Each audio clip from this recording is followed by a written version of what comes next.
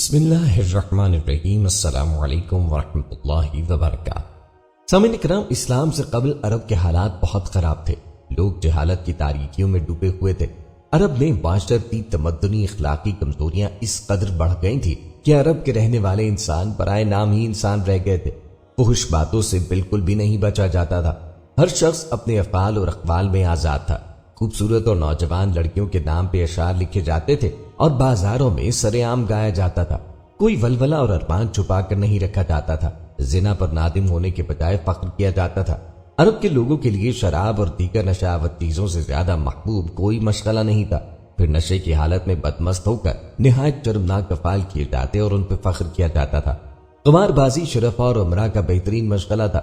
ہر جگہ قمار خانے کھلے ہوئے تھے جن میں عرب کے بڑے بڑے رئیس شامل ہوتے تھے اور بڑی بڑی رقوم ہارتے اور جیتتے تھے۔ سود خوری نہایت ہی معزز پیشہ سمجھا جاتا تھا۔ نہایت ہی بے دردی سے ضرورت مندوں کی مجبوریوں کا فائدہ اٹھا کر ان کو لوٹا جاتا تھا۔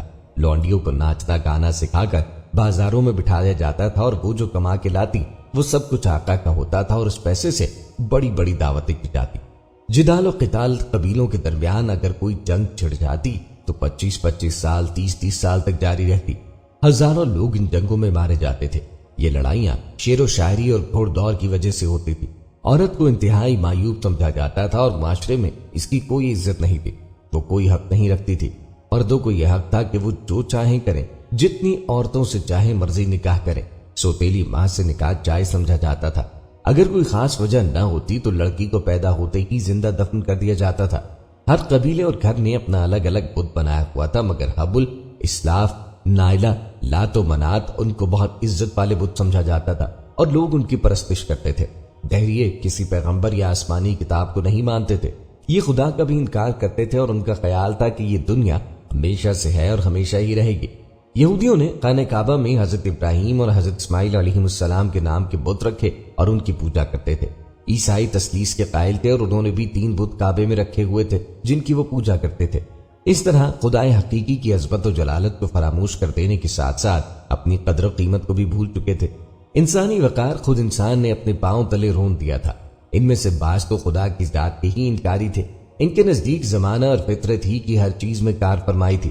قرآن نے ان کے متعلق یوں بیان کیا ہے، اور یہ لوگ کہتے ہیں کہ جو کچھ ہے یہی ہماری دنیا کی زندگی ہے، ہم مرتے اور جیتے ہیں اور ہم کو مارتا ہے تو زمانہ مارتا ہے۔ دوسرے مقام پر ارشاد فرمایا، انہوں نے کہا کیا اللہ نے ایک آدمی کو رسول بنا کے بھیجا ہے؟ وہ گمان کرتے تھے کہ منصب نبوت و رسالت کے حامل کے لیے فرشتہ ہونا ضروری ہے جو ہر قسم کی انسانی حاجات و ضروریات سے منزہ و مبرہ ہو۔ جزیرہ نما عرب ایشیا کے جنوب میں واقع ہے۔ جنوب میں بحر عمان اور مغرب میں بحر احمر اور خلیج عقبہ واقع ہے۔ اس جزیرہ نما کا رقبہ 30 لاکھ مربع کلومیٹر سے زیادہ ہے اور جغرافیائی اعتبار سے 3 منطقوں میں تقسیم ہوتا ہے۔ مرکزی حصہ صحرائے عرب کے نام سے مشہور ہے اور اس جزیرے کا وسیع ترین علاقہ ہے۔ شمالی علاقے کا نام حجاز ہے۔ حجاز حجز سے مشق ہے جس کے معنی حائل اور مانے ہیں۔ چونکہ یہ سرزمین نجد اور تہامہ کے درمیان واقع اور مانے ہے، اس لیے اس منطقے کو حجاز کہا جاتا ہے۔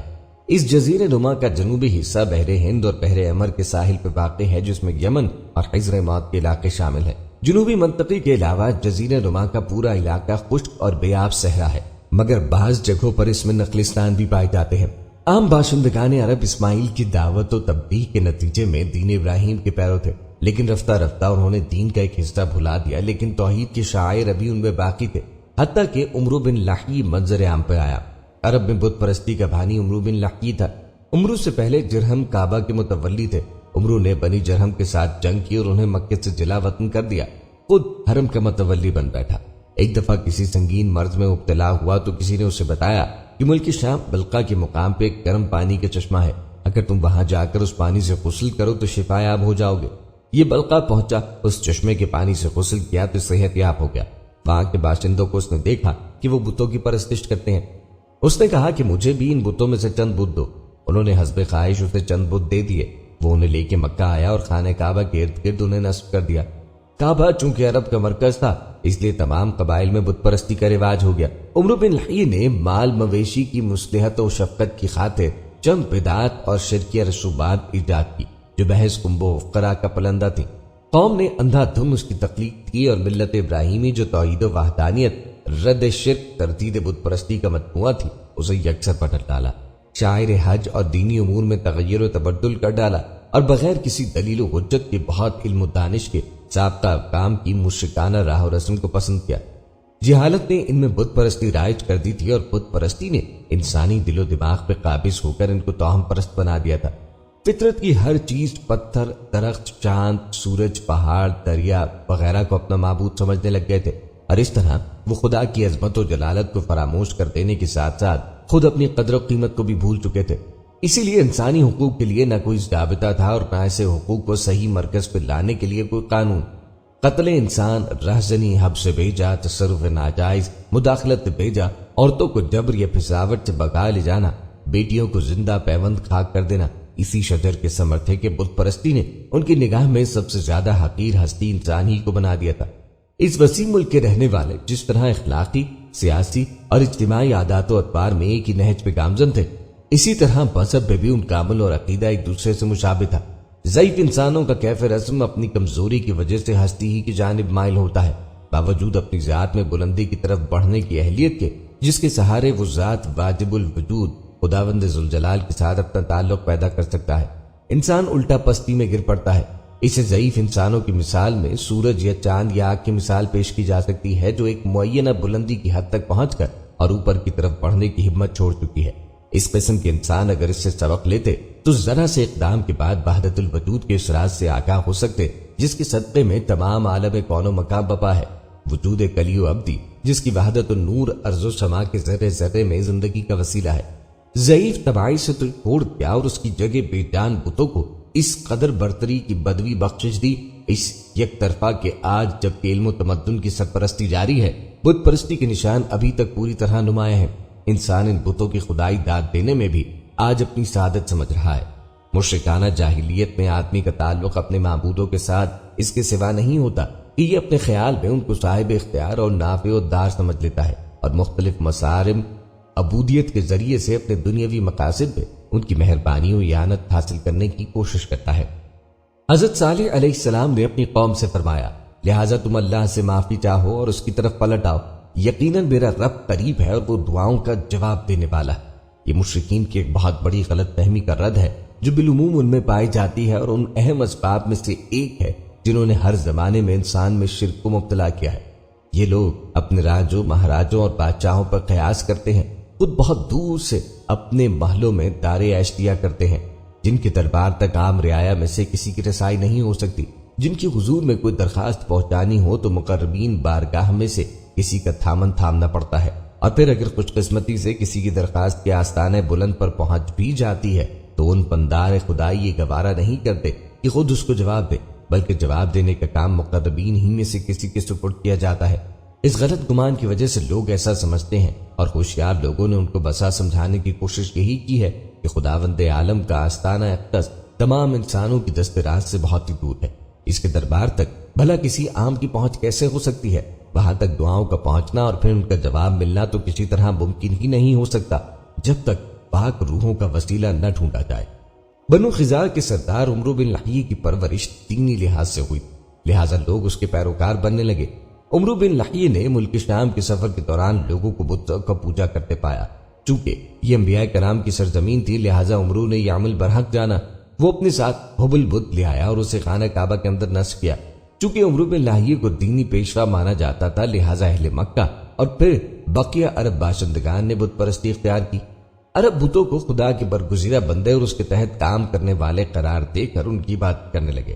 وہ ان سے مرادیں مانگتے اور سمجھتے کہ وہ خدا ہی کی طرح ان کے مددگار ہیں۔ حبل انسان کی شکل میں تھا، اس کو اہل مکہ سب سے بڑا اور اہم بت سمجھنے لگے۔ حبل کا دایاں ہاتھ ٹوٹا ہوا تھا، قریش مکہ نے وہ سونے کا بنوا کے لگا دیا۔ حبل کے علاوہ عرب کے قدیم بتوں میں سے بنات ہے، یہ مشلل میں رکھا گیا تھا۔ پھر طائف میں لات اور اس کے بعد وادی نخلا میں عزا نامی بت وجود میں آیا۔ یہ تینوں عرب کے بڑے بت تھے۔ اس کے بعد حجاز کے ہر خطے میں بت اور بت پرستی، شرک و کفر نے قدم جما لیے۔ بتوں کا حج و طواف اور سجدہ کیا جاتا، بتوں سے حاجات اور مشکلات کے حل کے لیے فریادیں کی جاتی اور انہیں خدا کے ہاں سفارشی تصور کیا جاتا۔ بتوں کے لیے نذرانے اور قربانیاں پیش کی جاتی۔ کھانے کی چیزوں، کھیتی اور چوپائے کی پیداوار کا ایک حصہ بتوں کے لیے مخصوص کیا جاتا۔ اہل مکہ حضرت ابراہیم علیہ السلام کے وقت سے ہی ہمیشہ حج کے دوران صفا و مروہ کا بھی طواف کرتے۔ کفر کے زمانے میں ان دو پہاڑیوں پر کفار نے دو بت رکھے تھے اور سمجھتے تھے کہ یہ طواف ان دو بتوں کی تعظیم کے لیے ہے۔ صفا و مروہ کے درمیان صحیح کرتے وقت وہ لوگ ان بتوں پر تعظیماً ہاتھ پھیرتے۔ انصار اسلام سے پہلے منات کے لیے احکام باندھتے اور مشتل کے قریب اس کی عبادت کرتے، سو جو شخص احرام باندھتا وہ صفا و مروہ کے طواف کو حرام جانتا۔ عرب یہ جانتے تھے کہ جو 360 چھوٹے چھوٹے بت رکھے ہیں یہ کچھ بھی نہیں ہے، اصل جو ہے وہی خدا ہے جس کا نام انہوں نے بھی اللہ رکھا ہوا تھا کہ ان سب کے اوپر ہے، مگر یہ جو چھوٹے بت ہیں یہ ہمارے اور اس کے درمیان ایک وسیلہ ہے، یہ ہمیں اس خدا تک پہنچانے والے ہیں۔ اگر ہم ان خداؤں کو راضی کریں گے تو وہ بڑا خدا بھی راضی ہو جائے گا۔ یہ ایک خرابی ان میں تھی، ورنہ توحید کا تھوڑا بہت تصور ان کے پاس تھا۔ ان کو یہ تو پتا تھا کہ ایک بڑا خدا ہے، لیکن ان کے ذہنوں میں تصور ایک نیا بن چکا تھا۔ چنانچہ اہل عرب اپنے مال سے دو حصے کرتے، ایک اللہ کے لیے اور ایک اپنے چھوٹے خدا کے لیے۔ پھر آہستہ آہستہ ان کی یہ حالت ہو گئی کہ وہ اصلی خدا کو خدا تو مانتے تھے لیکن وہ اسے بھول گئے۔ پھر ان کی ساری امیدیں اور دین ان چھوٹے خداؤں تک ہو گیا۔ تاریخ بتاتی ہے کہ ان کے خداؤں میں سے ایک خدا کا نام لات تھا جو مربع شکل کا تھا اور سفید پتھر کا بنا ہوا تھا، اور اسے اہل عرب خدائی درجہ دیتے تھے۔ اس بت کی عبادت کرتے تھے۔ اس بت کی عبادت عرصہ دراز تک ہوتی رہی ہے۔ طائف میں یہ بت رکھا ہوا تھا جس کے بارے میں قرآن کریم نے ارشاد فرمایا، کیا تم نے لات اور عزا دیویوں پر غور کیا ہے؟ قتادہ کہتے ہیں کہ لات قبیلہ ثقیف کا بت تھا جس کا استحان طائف میں تھا۔ اس شعر سے بھی اس کی تائید ہوتی ہے۔ بنو ثقیف غائب اور خاسر ہو کر بھاگتے ہوئے اپنے لات کے پاس لوٹ آئے۔ بنو ثقیف اس کے بڑے معتقد تھے۔ جب ابرہہ کا لشکر کعبے کو گرانے کی قصد سے مکہ جاتے ہوئے طائف سے گزرا تو انہوں نے اسے رہبر مہیا کیے اور دیگر سہولیات بھی وہاں پہنچائی تاکہ وہ ان کے معبود لات کے استحان منظم نہ کرتے۔ وہ لات کو چھوٹا خدا ہی مانتے تھے اور انہیں یہ بھی پتا تھا کہ ابرہہ ہمارے بڑے خدا کے گھر کو گرانے جا رہا ہے۔ پھر بھی انہوں نے اس ڈر سے راستہ ہٹا دیا کہ کہیں وہ لات بت کو نہ گرا دیں۔ اسی طرح ان کا دوسرا بت تھا منات۔ قبل اسلام قدیم عرب مذہب میں 3 سردار دیویوں میں سے ایک تھی اور اس کی پوجا بنات بطور اللہ کی بیٹی کی جاتی تھی۔ زمانہ جاہلیت میں اللہ کی 3 بیٹیاں عزا، لات اور منات تصور کی جاتی تھیں، جس کے بارے میں قرآن کریم میں ارشاد ہوتا ہے، اور تیسرے ایک اور بنات کو کیا یہ معبود ہو سکتے ہیں؟ اس کا منظر قدیم کے مقام پر تھا جو مکہ اور مدینہ کے درمیان بحر احمر کے کنارے ایک آبادی ہے۔ یہ صرف کے اوس و خزرج کے علاوہ بنو خزاعہ بھی اس کے بہت معتقد تھے۔ کعبے کی طرح اس کا حج بھی کیا جاتا، قربانی کے جانور بھی اس کے لیے ذبح کیے جاتے۔ حج کعبہ سے فارغ ہونے کے بعد جو لوگ اس کا حج کرنا چاہتے ہیں وہ وہیں سے لبیک لبیک کے نعرے لگاتے ہوئے قدید کی طرف چل پڑتے۔ یہ لوگ صفا و مروہ کی صحیح چھوڑ دیتے اور منات کے لیے احرام باندھ دیتے، یعنی ان کے نزدیک بڑا خدا تو تھا لیکن چھوٹے خدا کو زیادہ معتبر سمجھتے تھے۔ اسی طرح سال ہر سال وہ جو بھی اپنے مال سے نکالتے اس میں جو حصہ چھوٹے خدا کا ہوتا وہ زیادہ قابل احترام ہوتا۔ مثلا انہوں نے 2 حصے نکالے، ایک اللہ کے لیے اور ایک اللہ کے شریکوں کے لیے۔ اگر اللہ کے حصے میں سے کچھ نیچے گر جائے تو ان کا قانون تھا کہ وہ گرا ہوا حصہ چھوٹے خدا کے حصے میں ڈال دیتے، لیکن اگر چھوٹے خدا کے حصے سے کچھ نیچے گر جائے تو وہ کبھی بھی اللہ کے حصے میں نہ ڈالتے تھے۔ اسی طرح ان کا ایک قانون یہ بھی تھا کہ جب بھی کبھی قحط پڑتا تو جب عام عوام کے پاس کھانے کی اشیاء کم ہو جاتی تو وہ خداؤں کے حصے سے لے سکتے تھے، لیکن اس بات میں بھی منافقت کرتے تھے کہ قحط کی حالت میں اللہ کے حصے کو حلال سمجھتے ہیں کہ اس میں سے کھا سکتے ہیں، لیکن چھوٹے خداؤں کے حصے کو ہاتھ نہیں لگاتے۔ یہ نہیں تو غضب ہو جائے گا، یہ تو خدا کا حصہ ہے جس کو ہم نقصان پہنچا رہے ہیں۔ غرض یہ کہ وہ اللہ کو بھی مانتے ہیں اور چھوٹے خداؤں کو بھی۔ دوستوں آپ کو بتاتے چلیں کہ مندروں میں بتوں کی پوجا کرنے والے جو پجاری ہوتے ہیں یہ بتوں کا حصہ انہی کا ہوتا ہے۔ وہ تو بت ہیں، وہ اپنا حصہ مانگنے کہاں آئیں گے؟ تو ان لوگوں نے اس لیے کہ ہمارے کاروبار میں کمی نہ آنے پائے تو اصلی خدا کا جو حصہ ہوتا ہے وہ تو غریبوں میں بانٹ دیا جاتا ہے، لیکن چھوٹے خداؤں کا حصہ ان کے قدموں میں لا کے رکھتے تھے۔ شام کو جب مندر بند ہو جاتا تو جو نگرانی کرنے والے ہوتے یہ سب ان کے گھروں میں چلا جاتا۔ انہوں نے یہ تصور بنا لیا تھا کہ چھوٹے خداؤں کے حصے میں کمی نہیں آنی چاہیے، کیونکہ ان کے حصے میں کمی ہوگی تو ان کے گھروں میں کمی ہو جائے گی۔ وہ ایسے اسلام کو کیسے برداشت کریں جو سب سے پہلے آ کر اسی چیز پر پابندی لگائے گا؟ تو مکے کے کافروں میں قریش کے جو مذہبی لیڈر ہیں ان کا روزگار چلتا ہے بتوں کی آمدنی سے، چنانچہ وہ کسی ایسی بات کو تسلیم کرنے کے حق میں نہیں تھے جس سے انہیں نقصان ہو اور ان کی آمدنی میں کمی ہو۔ یہی وجہ تھی کہ عام عربوں کے دلوں میں اپنے بتوں کے لیے کوئی خاص احترام نہیں تھا۔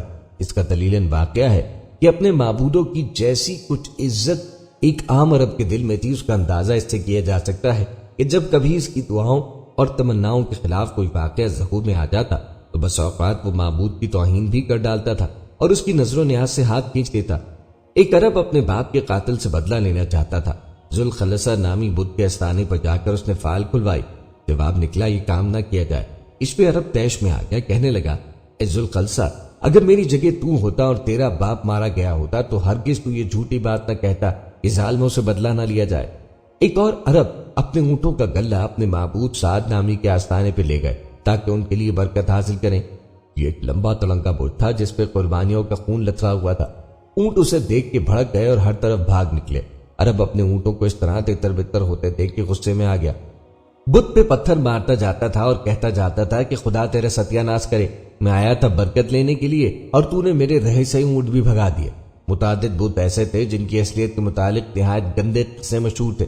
مثلا اصحاف اور نائلہ جن کے مجسمے صفا و مروہ پہ رکھے تھے، ان کے بارے میں مشہور تھا کہ یہ دونوں دراصل ایک عورت اور مرد تھے جنہوں نے خانہ کعبہ میں زنا کا ارتکاب کیا اور خدا نے ان کو پتھر بنا دیا۔ یہ حقیقت جن معبودوں کی ہو، ظاہر ہے ان کی کوئی حقیقی عزت تو عابدوں کے دلوں میں ہو نہیں سکتی۔ عمرو بن جمح رضی اللہ عنہ کا شمار دور جاہلیت میں یثرب کے زوما میں ہوتا تھا۔ وہ قبیلہ بنو سلمہ کے حد العزیز سردار، مدینے کے مشہور صاحب ثروت میں سے تھے۔ زمانہ جاہلیت میں اشراف کی یہ امتیازی شان سمجھی جاتی تھی کہ ان میں سے ہر ایک اپنے لیے خاص طور سے الگ الگ بت اپنے گھر میں رکھتا تھا تاکہ ہر صبح و شام اس سے برکت حاصل کرے، موسم حج میں اس کی خوشنودی حاصل کرے اور اظہار عقیدت کے طور پر اس کے لیے جانور ذبح کرے اور مصیبت اور پریشانی کی کٹھن گھڑیوں میں سے اس سے امان و پناہ کی درخواست کرے۔ اس وقت کے رواج کے مطابق عمرو بن جموح کے پاس بھی ایک بت تھا جس کا نام منات تھا۔ عمرو بن جموح کے لڑکے رات کی تاریکی میں اپنے دوست معاذ بن جبل رضی اللہ عنہ کے ساتھ منات کے پاس پہنچے اور اس کو اس کی جگہ سے اٹھا کر بنو سلمہ کے اس گڑھے پہ لے گئے جس میں وہ کوڑا کرکٹ اور گندگی ڈالتے تھے۔ لڑکے ہر رات اس کے ساتھ یہی سلوک کرتے رہے، یہاں تک کہ جب عمرو بن جموح ان کی اس حرکت سے بالکل تنگ آ گئے تو رات سونے سے پہلے اس کے پاس گئے اور اپنی تلوار اس کی گردن میں لٹکاتے ہوئے بولے اے منات، خدا کی قسم مجھے نہیں معلوم کہ تیرے ساتھ یہ حرکت کون کرتا ہے۔ اگر تیرے اندر ذرا بھی خیر ہو تو اپنا دفاع کر، یہ تلوار تیرے پاس ہے۔ یہ کہہ کر وہ اپنی خوابگاہ میں چلے گئے اور جب لڑکوں کو اس بات کا اندازہ ہو گیا کہ بڑے میاں گہری نیند سو چکے ہیں تو وہ جھٹ بت کے پاس پہنچے۔ انہوں نے اس کی گردن میں پڑی ہوئی تلوار نکالی اور اس کو گھر سے باہر لے گئے۔ اب کی بار انہوں نے ایک مردہ کتے کو اس کے ساتھ باندھ دیا، دونوں کو بنو سلمہ کے اسی گڑھے میں پھینک دیا جس میں گندگی اور غلاظت بھری تھی۔ صبح کو جب بڑے میاں سو کے اٹھے اور بت کو اپنی جگہ پہ موجود نہیں پایا تو اس کی تلاش میں نکلے۔ حسب معمول اس کو اسی گھڑے میں اسی حال میں منہ کے بل پڑا ہوا پایا کہ اس کے ساتھ ایک مردہ کتا بندھا تھا اور تلوار اس سے چھین لی گئی تھی۔ اب کی بار انہوں نے اس کو گھڑے سے نہیں نکالا بلکہ جہاں لڑکوں نے اسے پھینکا تھا تو وہیں چھوڑ دیا اور بولے خدا کی قسم اگر تو واقعی معبود ہوتا تو کتے کے ساتھ بندھا ہوا گڑھے میں نہ پڑا ہوتا۔ پھر اس کے بعد انہیں خدا کے دین میں داخل ہوتے دیر نہ لگی۔ عرب کا ایک مشہور شاعر امرؤ القیس کا والد جنگ میں قتل ہوا تو وہ ذوالخلصہ نام بت کے ہاں چلا گیا۔ بت خانے کے پجاری نے اس کو 4 پیالے شراب پیش کیے اور اس نے یکے بعد دیگرے اس بت کے منہ پہ مار مار کے توڑ ڈالے اور پھر بولا تو کیسا ذوالخلصہ ہے جو میرے باپ کو موت سے خلاصی نہ دے سکا۔ یہ بھی تاریخ میں موجود ہے کہ ایک طرف تو عرب اتنے شوقین ہیں اپنے بتوں کے کہ جب سفر پہ جاتے تو ہر آدمی اپنے ہاتھ میں 4 پتھر لے کے جاتا، 3 پتھروں سے چولہا بناتا اور چوتھے پتھر کو سامنے رکھ کے اس کی پوجا شروع کر دیتا۔ لیکن یہ بت کبھی حلوے کے بھی بنائے جاتے ہیں، کبھی کھانوں کے بنائے جاتے۔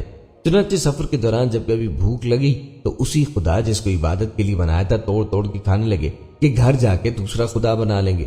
دوستوں اگر ان کے نزدیک خداؤں کا احترام ہوتا تو یہ واقعات ہمارے سامنے نہ آتے، بلکہ ان کی پستی کی تو یہ حالت ہے کہ اصحاف اور نائلہ کو بھی انہوں نے خدا مانا۔ اصحاف اور نائلہ کے بارے میں آپ کو بتائے کہ اصحاف اور نائلہ خطہ عرب کے 2 دیو اور دیویاں ہیں جنہیں عرب قبل از اسلام پوجتا تھا۔ مسلم مورخین جیسے محمد بن عبداللہ بن الاحمد ارزقی کا کہنا ہے کہ اسلام کی آمد سے قبل بنو خزاعہ کے جد امجد عمرو بن لہی مکے میں بت پرستی کا بانی تھا۔ اسی نے اصحاف اور نائلہ کو بھی متعارف کرایا۔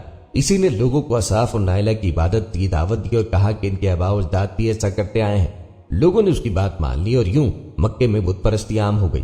اس کے بعد قریش کے سردار قصہ بن کلاب نے خانہ کعبہ کے نزدیک چاہ زمزم پہ 2 پتھر نصب کر دیے۔ اصحاف اور نائلہ قریش کے خاص بت سمجھے جاتے تھے۔ اس میں اصحاف ان کے بہت قریب تھا جس پہ وہ تلبیہ بھی پڑھتے تھے۔ عرب میں اصحاف اور نائلہ کے متعلق بہت سی روایتیں اور اقوال مشہور ہیں جن میں ایک یہ ہے کہ یہ دونوں مقدس خانہ کعبہ کے پاس فحش کاری میں مبتلا، جس کی وجہ سے وہیں پتھر کے بن گئے۔ ابن الکلبی اپنی کتاب الاسلام میں کہتا ہے کہ دونوں نے حج کا قصد کیا تھا۔ مکے پہنچنے کے بعد وہ دونوں کعبے میں داخل ہوئے۔ ایک وقت ایسا آیا کہ ان کے پاس کوئی نہ تھا اور حرم زائرین سے خالی تھا۔ دونوں نے تنہائی کا فائدہ اٹھاتے ہوئے اصحاب نے اپنی جائے پناہ میں فحش کاری کا ارتکاب کر لیا۔ اسی وقت دونوں مسخ کے شکار ہوئے اور پتھر کے بنا دیے گئے۔ مکے کے مورخ الزرقی کا کہنا ہے کہ جب یہ واقعہ ہوا اس وقت مکے پہ قبیلہ جرہم کی حکومت تھی۔ بعد میں دونوں پتھروں کو کعبے سے ہٹا کر صفا و مروہ پہ نصب کر دیا گیا تاکہ لوگوں کو عبرت حاصل ہو۔ بعد میں لوگوں نے دونوں کو پوجنا شروع کر دیا اور ان کے بت بنا لیے۔ اس کا مطلب یہ ہے کہ عربوں کے نزدیک بتوں کی عزت و احترام کوئی معنی نہیں رکھتی تھی۔ پھر ایسی کیا بات ہے کہ جب رسول کریم صلی اللہ علیہ وآلہ وسلم آتے ہیں تو سب سے بڑی مخالفت اسی بات پر ہوتی ہے۔ یہاں تک کہ ایک منزل پر تو بات یہاں تک پہنچ گئی تھی کہ اے محمد، ہم تمہارے خداؤں کو مان لیتے ہیں، تم ہمیں فقط اتنی اجازت دے دو کہ ان بتوں کو ہم اپنے گھروں میں رکھ سکیں۔ یعنی ایک طرف اتنی بے احترامی اور ایک طرف اتنا خیال۔ تو وجہ یہی تھی کہ جو اس زمانے کے مذہبی لیڈر تھے جیسے ابو جہل، ابو لہب، ان کی روٹی اسی پہ چلتی تھی کہ قوم جہالت میں رہے، قوم جھوٹے خداؤں کو مانتی رہے۔ یہ سب سے بڑا سبب تھا کہ جس نے پیغمبر اسلام کی مخالفت میں بڑا حصہ لیا۔ اتنے سارے بت بنائے اور بتوں کے حوالے سے انہوں نے اپنی ایک شریعت بھی بنا لی تھی۔ مثلا بتوں کے اوپر نظر و نیاز کی جاتی، اس کے لیے خود ساختہ شریعت بنائی گئی۔ شریعت یہ تھی کہ بتوں کے لیے جانور قربان کیے جاتے کہ یہ جانور فلاں بت کے لیے ہے۔ اب کوئی اس جانور پر سواری نہیں کر سکتا ہے اور نہ اس کا دودھ دھو سکتا ہے اور وہ ذبح کر سکتا ہے، لیکن اس کے ساتھ ایک یہ بھی شریعت تھی کہ اگر ان جانوروں کا کوئی بچہ ہو تو اسے صرف مرد کھا سکتے ہیں، عورتیں نہیں، اور اگر مردہ پیدا ہوگا تو وہ صرف عورتیں کھائیں گی، مرد نہیں کھا سکتے۔ ایک مسئلہ یہ بھی تھا کہ جس جانور پر بیٹھ کر وہ ان بتوں کے پاس جاتے، پھر اس جانور پر بیٹھ کر وہ مکے نہیں جا سکتے تھے، جبکہ وہ مکے کو بڑے اللہ کا گھر مانتے تھے۔ لیکن ان کی عجیب فطرت تھی کہ جس جانور پر بیٹھ کر وہ چھوٹے بتوں کے پاس جاتے تھے تو مکے جانا مایوب سمجھتے تھے، پھر دوسری طرف اسی جانور کو کاٹ کر کھا لیتے تھے۔ دوستو، اس ماحول میں توحید کی دعوت دینا پیغمبر اسلام کے لیے کتنا مشکل ہوا ہوگا۔ یہ تو عربوں کی مذہبی حالت تھی، لیکن ان کی دوسری زندگی کو بھی دیکھیں تو وہ ایسی تھی۔ دور جاہلیت کی عرب عورتوں کی قدر و منزلت کے ذرہ برابر بھی قائل نہ تھے۔ وہ ہر قسم کے انفرادی و اجتماعی حقوق سے محروم تھی۔ اس عہد جاہلیت کے نظام میں عورت صرف ورثے ہی سے محروم نہیں رکھی جاتی تھی، بلکہ اس کا شمار اپنے باپ، شوہر یا بیٹے کی جائیداد میں ہوتا تھا۔ چنانچہ بال و جائیداد کی طرح اسے بھی ورثے اور ترکے میں تقسیم کر دیا جاتا تھا۔ عرب قحط سالی کے خوف یا اس خیال سے کہ لڑکیوں کا وجود ان کی ذات کے لیے باعث ننگوار ہے، انہیں پیدا ہوتے ہی زمین میں گاڑ دیتے تھے۔ اپنی معصوم لڑکیوں سے انہوں نے جو ناشائستہ اور ناروا سلوک اختیار کر رکھا تھا اس کی مذمت کرتے ہوئے قرآن مجید فرماتا ہے، جب ان میں سے کسی کو بیٹی کے پیدا ہونے کی خوشخبری دی جاتی ہے تو اس کا چہرہ سیاہ پڑ جاتا ہے اور وہ بس خون کا سا گھونٹ پی کے رہ جاتا ہے۔ لوگوں سے منہ چھپاتا پھرتا ہے کہ بری خبر کے بعد کیا کسی کو منہ دکھائے، سوچتا ہے کہ ذلت کے ساتھ بیٹی کو لیے رہے یا مٹی میں دبا دے۔ دوسری آیت میں بھی کلام اللہ انہی ناشائستہ فعل اور انسانیت سوز حرکت کے بدلے خداوند تعالیٰ کی بارگاہ میں جواب دہ قرار دیتا۔ چنانچہ ارشاد ہے، اور جب زندہ گاڑی ہوئی لڑکی سے پوچھا جائے گا کہ وہ کس قصور میں ماری گئی۔ سب سے زیادہ افسوسناک بات یہ تھی کہ ان کے درمیان شادی بیاہ کی ایسی رسومات رائج تھیں کہ جن کی کوئی محکم اصل و بنیاد نہ تھی۔ وہ اپنی زوجہ کے لیے کسی معین حد کے قائل نہ تھے۔ مہر کی رقم ادا کرنے کی ذمہ داری سے سبکدوش ہونے کے لیے وہ انہیں آزاد کر دیتے۔ کبھی وہ اپنی زوجہ پہ بے عصمت ہونے کا الزام لگاتے تاکہ یہ بہانہ بنا کر مہر کی رقم ادا کرنے سے بچ جائیں۔ ان کا باپ اگر کسی بیوی کو طلاق دے دیتا یا خود مر جاتا تو اس کی بیویوں سے شادی کر لینا ان کے لیے عار نہ تھا۔ وہ عورتوں کی میراث سے حصہ بھی نہ دیتے تھے، بلکہ ان کا تصور یہ بنا تھا کہ جو کماتا ہوگا حصہ بھی اسی کو ملے گا اور جو کمائے گا نہیں اس کو حصہ بھی نہیں ملے گا۔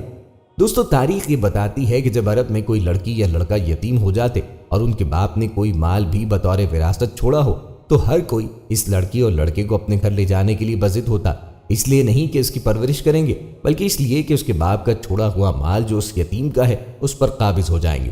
پھر جب سارے علاقے میں یہ مشہور ہو جاتا کہ یہ یتیم فلاں کے پاس ہے تو پھر کسی کی ہمت نہ ہوتی اس یتیم کے بارے میں بات کرنے کی۔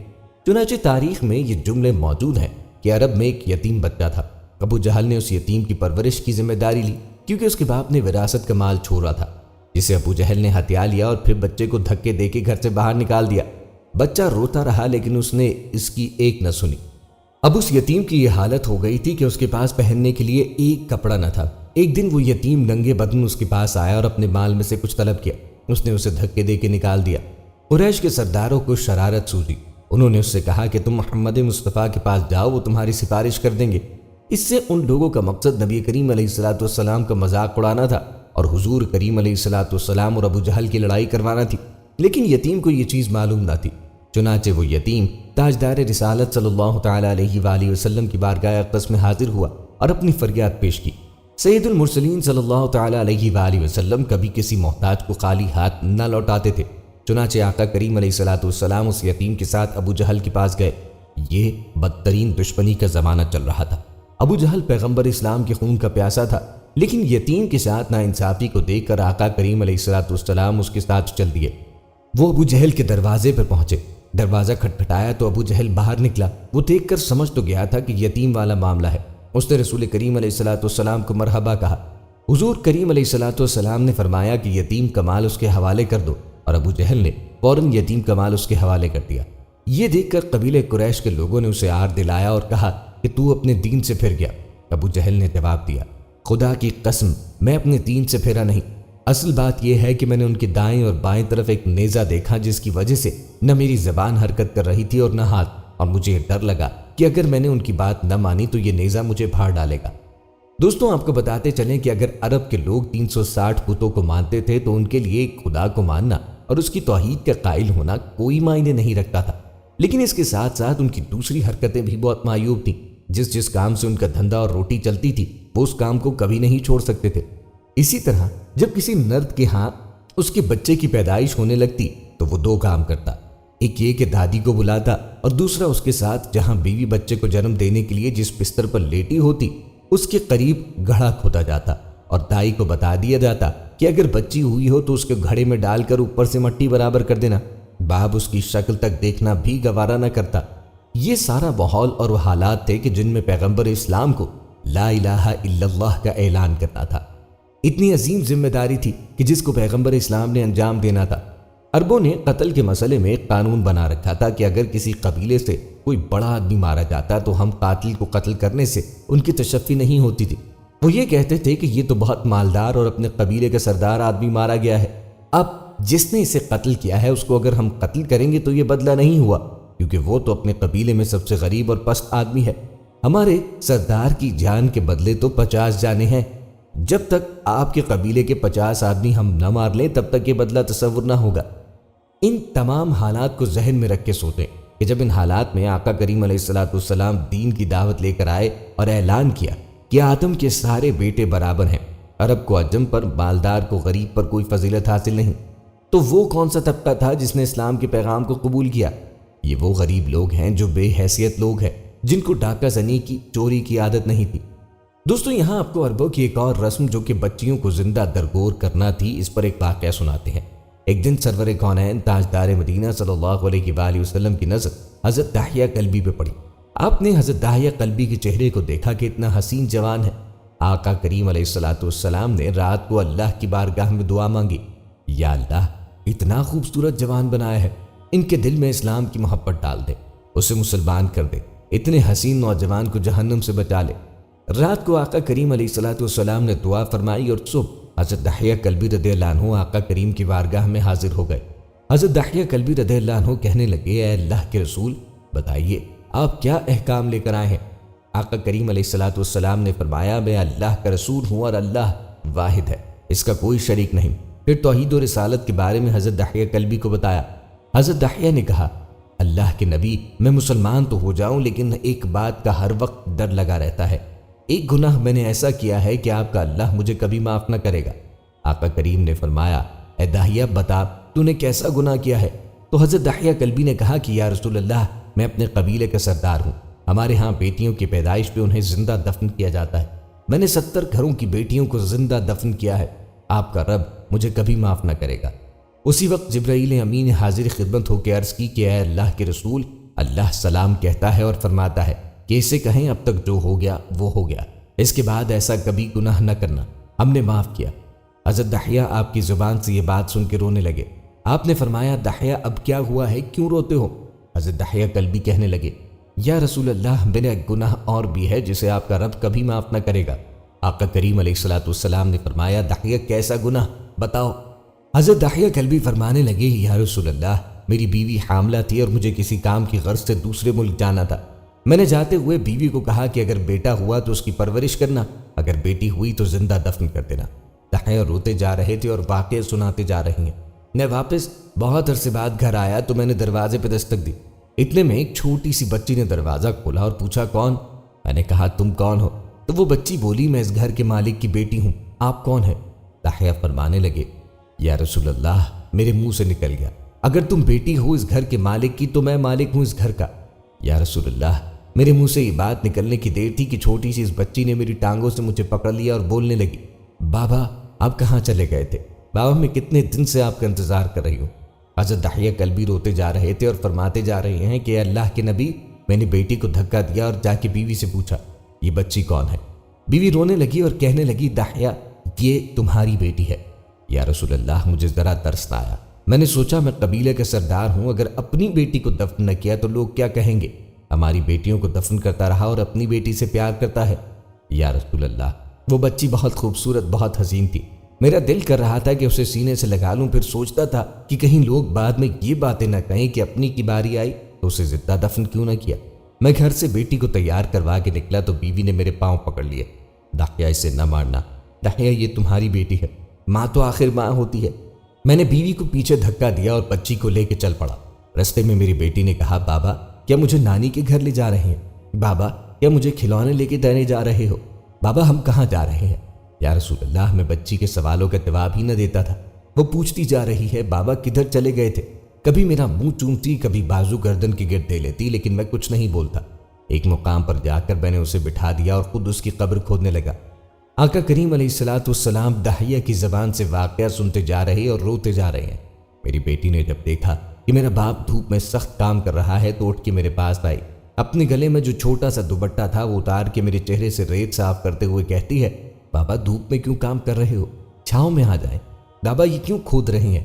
گرمی ہے، چھاؤں میں آ جائیں۔ اور ساتھ ساتھ میرا پسینہ اور مٹی صاف کرتی جا رہی ہے، لیکن مجھے ترس نہ آیا۔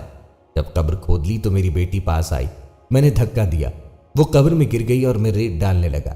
بچی ریت سے روتی ہوئی اپنے چھوٹے چھوٹے ہاتھ میرے سامنے جوڑ کے کہنے لگی میں نہیں لیتی کھلونے بابا، میں نہیں جاتی نانی کے گھر بابا، میری شکل پسند نہیں آئی تو میں کبھی نہیں آتی آپ کے سامنے بابا، مجھے ایسے نہ مارے۔ یا رسول اللہ میں ریت ڈالتا گیا، مجھے اس کی باتیں سن کر بھی ترس نہ آیا۔ میری بیٹی پر جب مٹی مکمل ہوئی اور اس کا سر رہ گیا تو میری بیٹی نے میری طرف سے توجہ ختم کی اور بولی اے میرے مالک میں نے سنا ہے تیرا ایک نبی آئے گا جو بیٹیوں کو عزت دے گا، جو بیٹیوں کی عزت بچائے گا۔ اے اللہ وہ نبی بھیج دے، بیٹیاں مر رہی ہیں۔ پھر میں نے اسے ریت میں دفنا دیا۔ حضرت دحیہ کلبی رضی اللہ عنہ واقعہ سناتے ہوئے بے انتہا روئے۔ یہ واقعہ جب بتایا تو دیکھا کہ آقا کریم علیہ الصلوۃ والسلام اتنا رو رہے ہیں کہ آپ کی داڑھی مبارک آنسوؤں سے گیلی ہو گئی۔ آقا کریم نے فرمایا دحیہ ذرا پھر سے اپنی بیٹی کا واقعہ سناؤ، اس بیٹی کا واقعہ جو مجھ محمد کے انتظار میں دنیا سے چلی گئی۔ آقا کریم علیہ الصلوۃ والسلام نے 3 دفعہ یہ واقعہ سنا اور اتنا روئے کہ آپ کو دیکھ کر صحابہ کرام رضی اللہ عنہ رونے لگ گئے اور کہنے لگے اے دحیہ ہمارے آقا کو کیوں رلاتا ہے، ہم سے برداشت نہیں ہو رہا۔ آقا کریم نے حضرت دحیہ سے 3 بار واقعہ سنا تو حضرت دحیہ کی رو رو کر کوئی حالت نہ رہی۔ اتنے میں حضرت جبرائیل علیہ السلام حاضر ہوئے اور فرمایا یا رسول اللہ اللہ سلام کہتا ہے اور فرماتا ہے کہ اے محبوب دحیہ کو کہہ دیں وہ اس وقت تھا جب اس نے اللہ اور آپ کو نہ مانا تھا، اب مجھ کو اور آپ کو اس نے مان لیا ہے تو دحیہ کا یہ گناہ بھی ہم نے معاف کر دیا۔ اس کے بعد آقا کریم علیہ الصلوۃ والسلام نے فرمایا جس نے 2 بیٹیوں کی کفالت کی، انہیں بڑا کیا، ان کے فرائض ادا کیے، وہ قیامت کے دن میرے ساتھ اس طرح ہوگا جس طرح شہادت کی اور ساتھ والی انگلی آپس میں ہے۔ یہ تھا اسلام جو کہ پیارے آقا کریم علیہ الصلوۃ والسلام لے کے آئے۔ دوستوں وہ ساری خرابیاں جو عرب کے قبائل میں تھیں ہم پہلے بیان کر چکے ہیں، لیکن اسلام کی مخالفت میں قریش میں جو سب سے خطرناک قبیلہ بنا تھا انہوں نے ان ساری خرابیوں کے ساتھ ایک نئی خرابی ایجاد کی تھی جس کا نام تھا حمس۔ حماسہ حامیم سین یشین سے مرکب ہے۔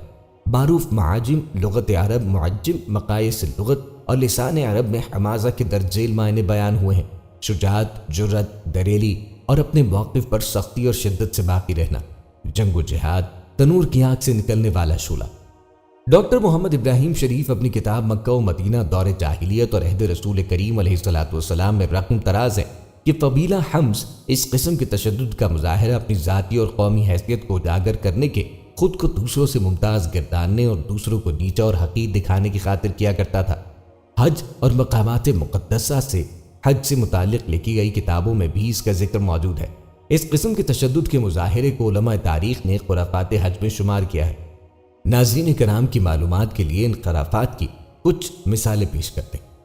قبلہ پرستی کے مذموم عزائم کو فروغ دینے کے لیے انہوں نے عرب میں اس فکر کو متعارف کیا کہ قبیلہ حمد کے علاوہ کوئی اور اپنے لباس میں طواف نہ کرے۔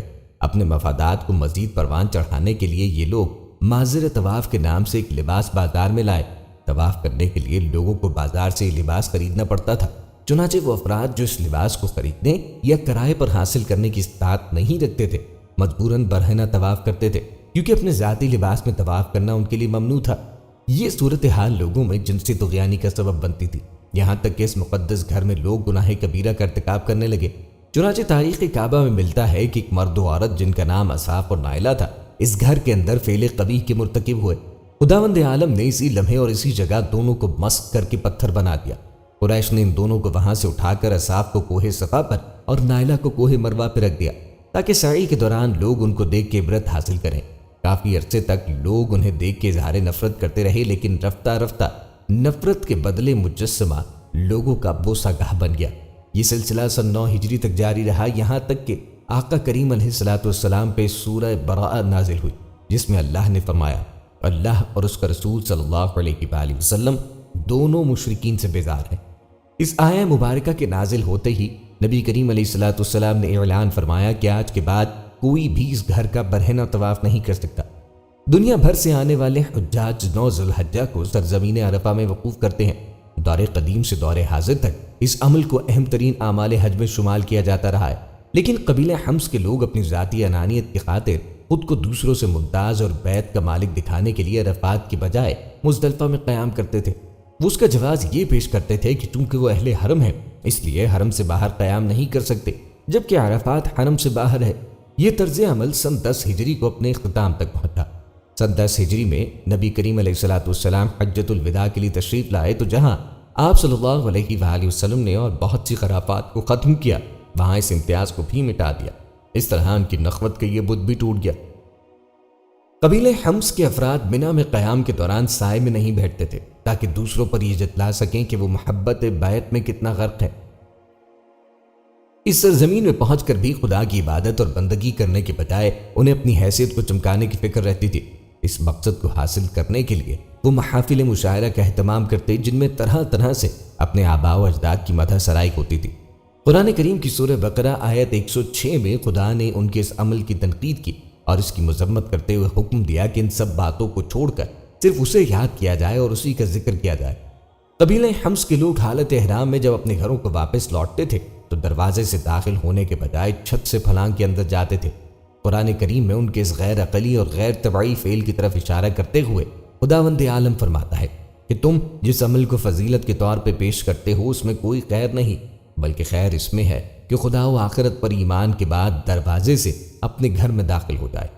قریش اپنی آمدنی کا بیشتر حصہ ایام حج میں کسب کیا کرتے تھے، لہٰذا حاجیوں کی تعداد میں قلت اور کثرت سے ان کی زندگی پر گہرے اثرات مرتب ہوتے تھے۔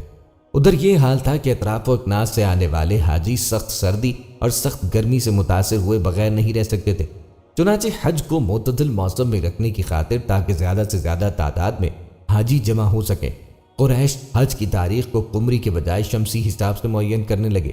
اس طرح وہ اپنی مرضی کے مطابق حج کی تاریخوں میں تبدیلی کر لیا کرتے تھے، یعنی ایک سال محرم کے مہینے کو، دوسرے سال سفر کو اور پھر تیسرے سال دوبارہ ذی الحجہ کو حج کا مہینہ قرار دے دیتے تھے۔ ہر سال میدان عرفہ چھوڑتے وقت آئندہ سال حج کے لیے حج کی تاریخوں کا اعلان کر دیا جاتا تھا۔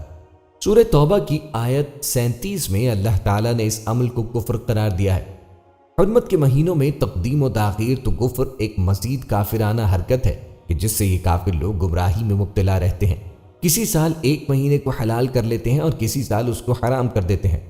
قبیلہ حمز کی طرف سے اعمال حج میں کی گئی ان تحریفوں سے بخوبی اندازہ لگایا جا سکتا ہے کہ مذہب کے معاملے میں ان کی سختی اور شدت پسندی فروغ مذہب کے لیے نہ تھی، بلکہ ان تمام اقدامات کا مقصد صرف امتیاز کو ظاہر کرنا اور اپنے ذاتی مفادات کا تحفظ تھا۔ ڈاکٹر محمد ابراہیم شریف اپنی کتاب مکہ و مدینہ دور جاہلیت اور عہد رسول کریم علیہ الصلوۃ والسلام میں رقم تراز ہے کہ قبیلہ حمز اس قسم کے تشدد کا مظاہرہ اپنی ذاتی اور قومی حیثیت کو اجاگر کرنے کے، خود کو دوسروں سے ممتاز گرداننے اور دوسروں کو نیچا اور حقیر دکھانے کی خاطر کیا کرتا تھا۔ حج اور مقامات مقدسہ سے حج سے متعلق لکھی گئی کتابوں میں بھی اس کا ذکر موجود ہے۔ اس قسم کے تشدد کے مظاہرے کو علماء تاریخ نے خرافات حج میں شمار کیا ہے۔ ناظرین کرام کی معلومات کے لیے ان خرافات کی کچھ مثالیں پیش کرتے ہیں۔ قبلہ پرستی کے مذموم عزائم کو فروغ دینے کے لیے انہوں نے عرب میں اس فکر کو متعارف کیا کہ قبیلہ حمد کے علاوہ کوئی اور اپنے لباس میں طواف نہ کرے۔ اپنے مفادات کو مزید پروان چڑھانے کے لیے یہ لوگ ماظر طواف کے نام سے ایک لباس بازار میں لائے۔ طواف کرنے کے لیے لوگوں کو بازار سے یہ لباس خریدنا پڑتا تھا، چنانچہ وہ افراد جو اس لباس کو خریدنے یا کرائے پر حاصل کرنے کی استطاعت نہیں رکھتے تھے مجبوراً برہنہ طواف کرتے تھے، کیونکہ اپنے ذاتی لباس میں طواف کرنا ان کے لیے ممنوع تھا۔ یہ صورتحال لوگوں میں جنسی طغیانی کا سبب بنتی تھی، یہاں تک کہ اس مقدس گھر میں لوگ گناہ کبیرہ کا ارتکاب کرنے لگے۔ چنانچہ تاریخ کعبہ میں ملتا ہے کہ ایک مرد و عورت جن کا نام اصاف اور نائلہ تھا اس گھر کے اندر فعل قبیح کے مرتکب ہوئے۔ خداوند عالم نے اسی لمحے اور اسی جگہ دونوں کو مسخ کر کے پتھر بنا دیا۔ قریش نے ان دونوں کو وہاں سے اٹھا کر اصاف کو کوہ صفا پر اور نائلہ کو کوہ مروہ پہ رکھ دیا تاکہ سعی کے دوران لوگ ان کو دیکھ کے عبرت حاصل کریں۔ کافی عرصے تک لوگ انہیں دیکھ کے اظہار نفرت کرتے رہے، لیکن رفتہ رفتہ نفرت کے بدلے مجسمہ لوگوں کا بوسہ گاہ بن گیا۔ یہ سلسلہ سن 9 ہجری تک جاری رہا، یہاں تک کہ آقا کریم علیہ الصلوۃ والسلام پہ سورہ براءہ نازل ہوئی، جس میں اللہ نے فرمایا اللہ اور اس کا رسول صلی اللہ علیہ وآلہ وسلم دونوں مشرکین سے بیزار ہیں۔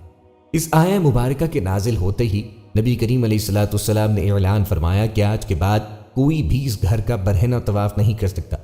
دنیا بھر سے آنے والے حجاج 9 ذی الحجہ کو سرزمین عرفہ میں وقوف کرتے ہیں۔ دور قدیم سے دور حاضر تک اس عمل کو اہم ترین اعمال حج میں شمال کیا جاتا رہا ہے، لیکن قبیلہ حمز کے لوگ اپنی ذاتی انانیت کی خاطر خود کو دوسروں سے ممتاز اور بیت کا مالک دکھانے کے لیے عرفات کی بجائے مزدلفہ میں قیام کرتے تھے۔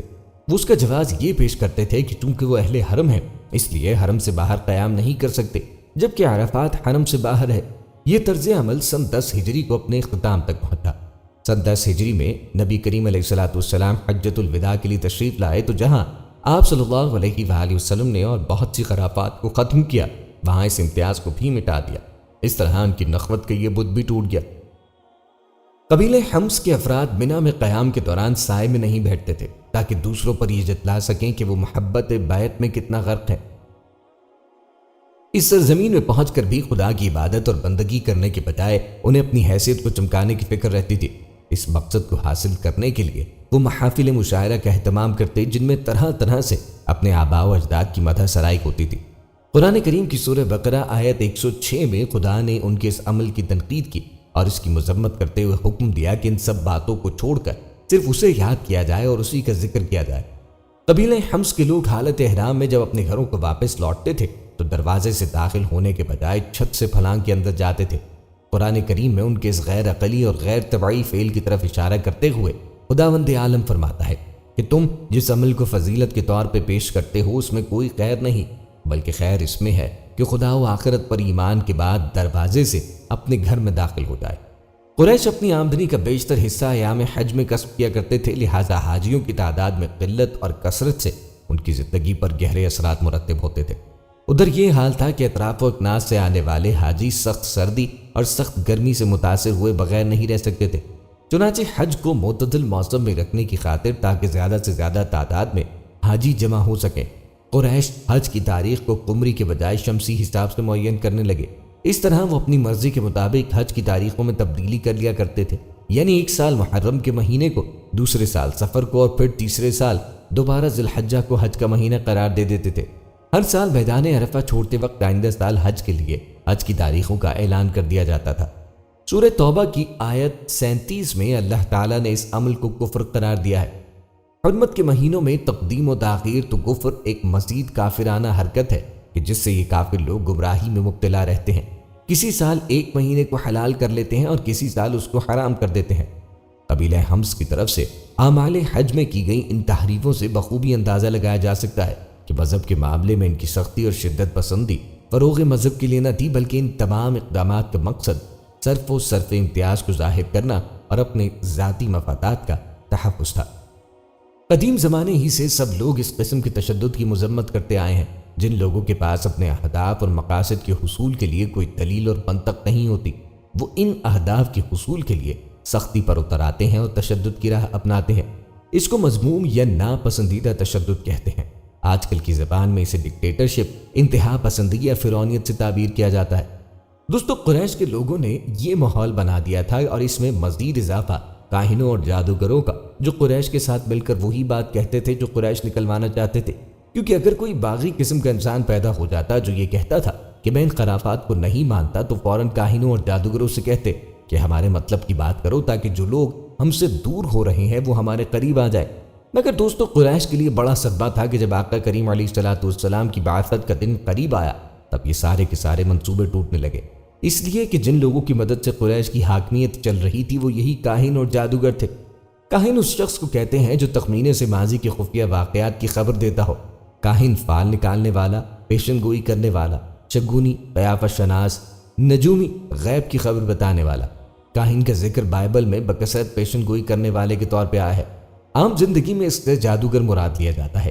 قرآن کریم میں بھی کاہن 2 دفعہ جادوگر کے معنوں میں آیا ہے۔ یہ اسلام کے اندر بہت بڑا گناہ ہے۔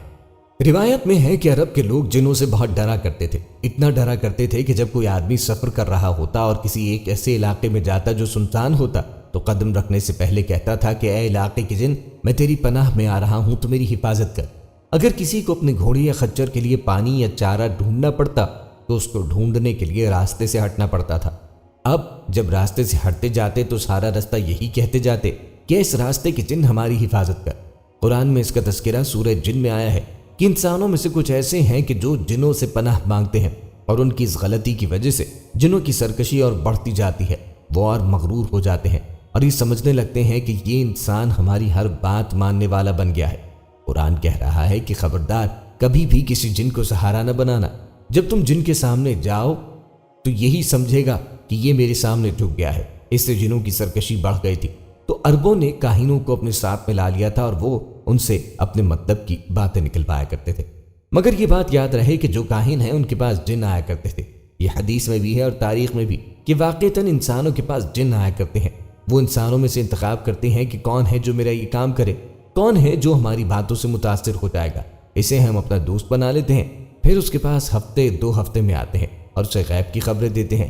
یہ صحیح بات ہے کہ جنوں کی خبر پہلے صحیح ہوتی تھی لیکن اب غلط ہے۔ اس کے بارے میں 2 روایات ہیں۔ ایک روایت یہ کہ یہ فرق اس وقت ہوا جب پیغمبر اسلام نے رسالت کا اعلان کیا تھا، اور دوسری روایت یہ ہے کہ جب پیغمبر اسلام کی ولادت ہوئی تھی۔ پہلے یہ خبریں اتنی صحیح ہوا کرتی تھی کہ آقا کریم علیہ الصلوۃ والسلام کے حالات بھی یہ بتا سکتی تھی، اور اب اتنی ناپید ہوتی ہے کہ ہم جیسے گناہگاروں کے حالات بھی نہیں بتا سکتی ہے۔ ایک اور روایت میں ہے کہ ایکلا نام کی عورت تھی، ہر رات اس کے پاس جن آتا تھا، وہ اس کو خبریں دی جاتا کہ کل یہ واقعات پیش آنے والے ہیں۔ وہ عورت اگلے دن یہی واقعات مکے کے وبلوں کو بیان کرتی تھی۔ مکے والے اسے بہت مانتے تھے۔ وہ ہر روز آ کے پوچھتے کہ تمہارے ساتھی نے کیا بتایا ہے۔ وہ کہتی ہے کہ کل رات میرا ساتھی آیا اور بے ہوشی کے عالم میں آ کے گر پڑا، اور پھر ہوش میں آیا اور چلا گیا، پھر واپس نہ آیا۔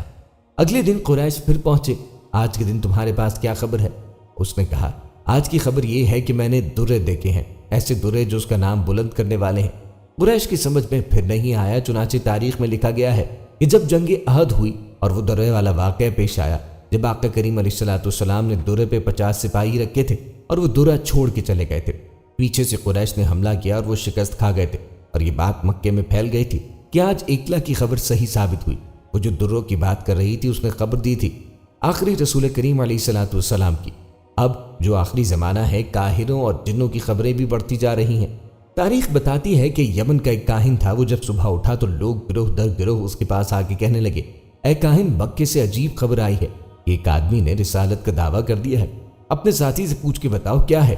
وہ ایک پہاڑی پہ چڑھا، پوری قوم اس کے ساتھ ہے، اور اپنی تلوار پہ ہاتھ رکھ کے مکہ کی طرف رخ کر کے کھڑا ہو گیا۔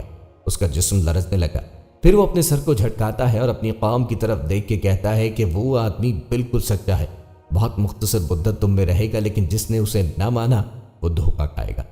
قریش کو آقا کریم علیہ الصلوۃ والسلام کے بارے میں ساری نشانیاں پہنچنے لگی، اور ان کا ایمان بھی ہو گیا تھا کہ یہ رسول سچا رسول ہے۔